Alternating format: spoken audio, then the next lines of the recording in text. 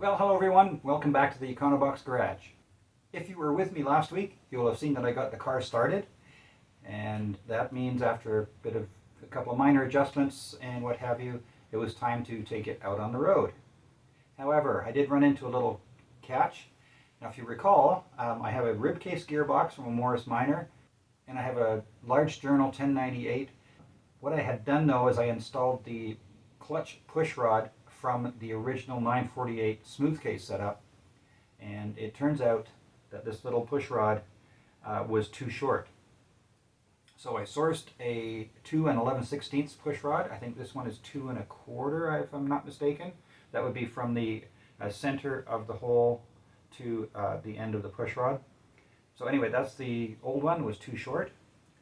I put the longer one in, and I was able to shift gears properly. So let's get in the car, back her out of the garage, and take it for a spin. But before I can do that, I did a double check on the lighting, and it turns out my brake lights weren't working properly, and only the bottom 2 LEDs in the array were lighting up. Turns out the brake light switch itself was not working properly, so I replaced that and got the brake lights working as they should. I now have the clutch operating as it should. So I've hooked up the battery, I've got the latches on the bonnet on both sides. We're just about ready to take it for a quick spin around the block.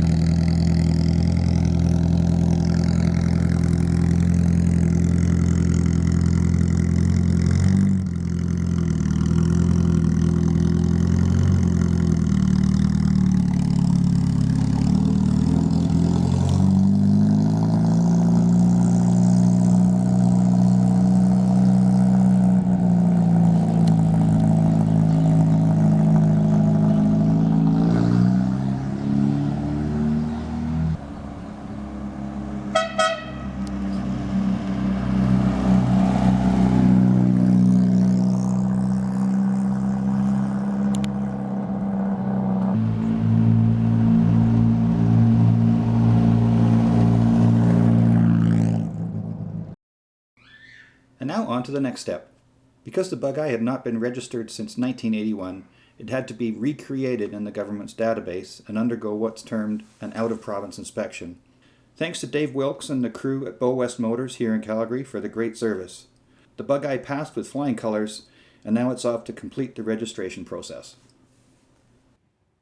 And one of the things I've learned on the Bugeye with the vertical flow radiator, which this one is, so the distance from this lip on the radiator to the bottom lip is 1 inch. And most radiator caps you'll find are about 3/4 of an inch. So this is the radiator cap you need to get. So make sure you get this one that is 1 inch from this gasket to that gasket. So in this particular one, and actually if you put them side by side, you can see there's a significant difference in the height. So this is the correct type, and it's the correct pressure at 7 pounds. And that is a Gates number 31306. Now I picked this one up off rockauto.com, and I'll put a link to that in the description below. And if it's available on Amazon, I'll put the link to there as well. This cap here, this gasket isn't going to hit that bottom lip and won't allow the radiator pressurize. But the longer one will reach down and seal all that up. Well, now that I have the correct radiator cap on and the cooling system can pressurize, I discovered that my heater valve was leaking when the valve was turned completely off, but when it was turned on, it was fine. So I had ordered quite some time ago a new one. Why I didn't change it is this the one that came with the rebuilt engine, so I wasn't overly worried about it. So what I'm going to do now is remove the heater valve, and I've already started draining the fluid. And in order to get this off, I'm going to have to remove the valve cover because the outlet will hit the valve cover and you won't be able to screw it into place. So let's get that done. I'll wait till this is finished draining into this container here, and then I will fold the remote.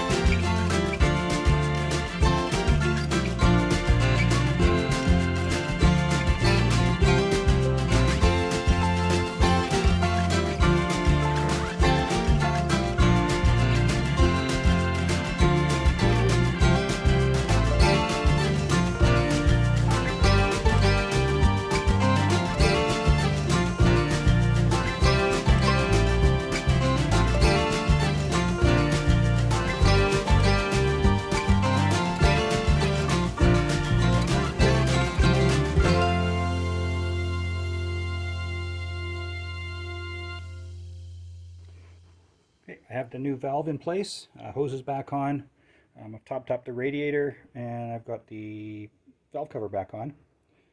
So now that task is complete, I'm going to back the car up so I can clean up the mess I made on the floor. Well, one of the things with a new build like this is sometimes things don't always go according to plan. I noticed that the ignition light wasn't turning off on the dashboard, which led me to test the generator. And it turns out that the armature is all burnt up, so it's not charging. And also in doing some more research, I discovered in the generator shaft itself, where it drives the tach drive, is actually bent. And what has happened is it's sheared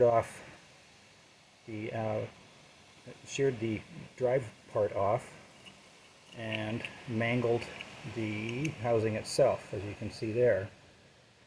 And so I've been able to source a replacement for this, and someone has also sent me a generator that I'm going to install in place of this one.